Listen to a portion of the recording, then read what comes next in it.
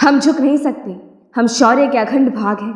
जला दे जो अधर्म की रूह तक को, हम वही महाकाल के क्रोध की आग है।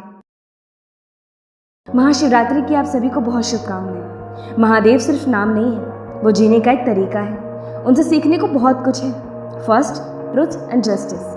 हमेशा सच्चाई और न्याय का साथ दो, चाहे कुछ भी हो जाए। तुम्हें बुराई को कभी भी सहन नहीं करना चाहिए। भगवान शिव को बुराई के विनाशक के रूप में जाना जाता है।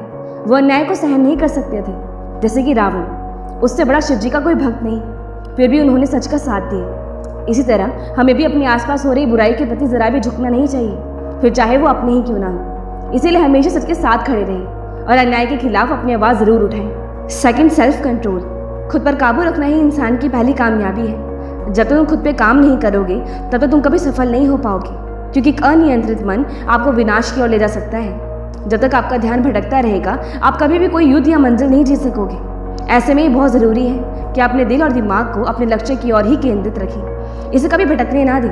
और ये हमेशा याद रखना कि चंद्रमा का प्रतिबिंब उसी जल में ठहरता है, जो जल हमेशा शांत रहता है। Third, respect everyone. भगवान शिव को अर्धनारीश्वर भी कहते हैं। उन्होंने हमेशा पार्वती जी को सम्मान के साथ रखा और उन्होंने हमेशा उन्हें वो महत्व दिया जिसकी वो हकदार थी। सिर्फ वही नहीं, उन्होंने इतनी ताकत होते हुए भी सबका आदर करना उन्होंने अपना पहला उद्देश्य बनाया। ऐसे ही दूसरों की रिस्पेक्ट करना ही हमारा धर्म है। और रिस्पेक्ट का मतलब सिर्फ विनम्रता से पेश आना नहीं है, बल्कि दूसरों की कीमत समझना और उनके प्रयासों की सराहना करना। वैसे ये मत भूलना कि जब हम दूसरों का आदर करते हैं तभी कोई आपका आदर करता है। इससे हम एक पॉजिटिव एनवायरनमेंट बना सकते हैं, जिससे हमारे रिश्ते और गहरे होते हैं और हमारा सेल्फ एस्टीम एक हद तक एनहांस होता है। महान बनने का मतलब ये नहीं है कि आप खुद को सबसे ऊपर माने, बल्कि महान उसे कहा जाता है जो किसी को भी अपने से कम ना माने। Fourth, strength and calmness. शक्ति होते हुए भी खुद पर संयम रखना। भगवान शिव को महाकाल भी कहा जाता है और महायोगी भी। उनके पास इतनी शक्ति है कि वो पल भर में पूरे ब्रह्मांड का सर्वनाश कर सकते हैं, और वो उतने ही शांत और ध्यानचित रहते हैं जितना इस भूमि पर कोई ऋषि या महर्षि नहीं रहे। इसीलिए उनके इस गुण से भी हमें कुछ सीखना चाहिए कि हमारी मंजिल सिर्फ ताकत पाने की नहीं होनी चाहिए, बल्कि उसके बाद भी उस ताकत को संभालने और ताकत के पास होते हुए भी खुद को संयम में कैसे रखना है, ये सीखना सबसे ज़्यादा ज़रूरी है। Fifth, forgive and move on.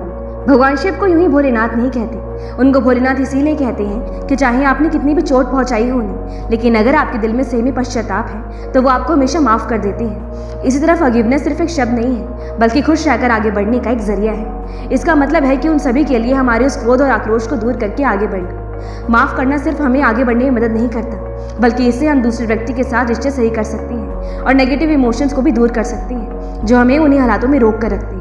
माफ़ करना सिर्फ हमारा फ़र्ज़ या बहाना नहीं है, बल्कि हमारे लिए ही बेहतर है, ताकि हम खुद को आज़ाद कर सकें उन सभी दर्द और नकारात्मक विचारों से। किसी को माफ़ करने में बेशक वक्त लगता है, लेकिन यकीन करो आखिर में ये हमारे लिए ही अच्छा है। Sixth, all are temporary. भगवान शिव एक महायोगी है और महायोगी कभी भी कोई मोहमाया में नहीं पड़ते। वो हमेशा धन और संपत्ति से दूर रहते हैं। उनके पास अगर कुछ था तो वो था एक त्रिशूल और एक डमरू। इसका मतलब अगर आप सभी चीज़ों के पीछे भागोगे तो फिर आप कभी खुशियों को हासिल नहीं कर पाएंगे। एक हद तक इन सभी के चाह रखना सही है, लेकिन इसी के आसपास खुद को सीमित रखना ये गलत है, और ये बाद में हमें ही दर्द पहुंचाएगा, क्योंकि आज जो कुछ भी पास है वो हो सकता है कि कल कभी मौजूद ना रहे। इसी तरह ज़िंदगी में बदलाव आते हैं और हमें उन बदलावों को स्वीकार करना चाहिए, क्योंकि किसी से हद से ज़्यादा लगाव रखना आखिर में हमें तनाव और दर्द ही दे जाता है, जिससे हमारा भविष्य भी दुखमय रहता है और हमें वर्तमान का सुख भी कभी प्राप्त नहीं होता। Seventh, be united. सबको साथ लेके चलना। जब आप शिव जी के ध्यान से प्रतिमा देखेंगे तो पता चलेगा कि जटा में उनके गंगा जी का मतलब जल और अपनी तीसरी आंख में आग, सर पे चंद्रमा रूप अमृत और गले में विनाशक विष। शिव जी के पास नंदी और माँ शक्ति के पास शेर, गले में महादेव के सांप और गणेश जी के साथ मूषक। इसका मतलब है कि सबको साथ में लेकर चलना ही सबके लिए सही है, और यही एक ट्रू लीडर की पहचान है। आप अकेले बेशक कुछ पा सकते हैं, लेकिन सबको साथ में रखकर आप सब कुछ पा सकते हैं। साथ रहकर ही सब एक बेहतर जीने लायक दुनिया बना सकते हैं, जहाँ हर एक की खासियत अलग अलग है, लेकिन सबका सम्मान एक समान। Eighth, control your arrogance.